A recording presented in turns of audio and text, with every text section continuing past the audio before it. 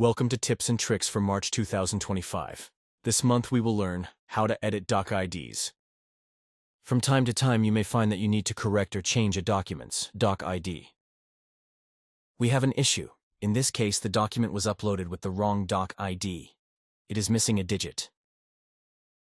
We can confirm the invoice number by opening the document and viewing the invoice. Here we can see that a number is missing.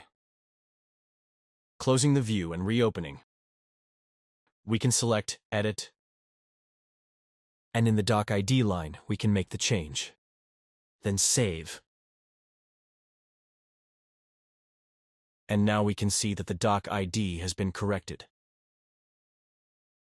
If you have any questions or suggestions for future tips and tricks, contact Dan Schmitt at dans@synergetic-data.com. For UnForm Tips and Tricks, thank you. We'll see you next month.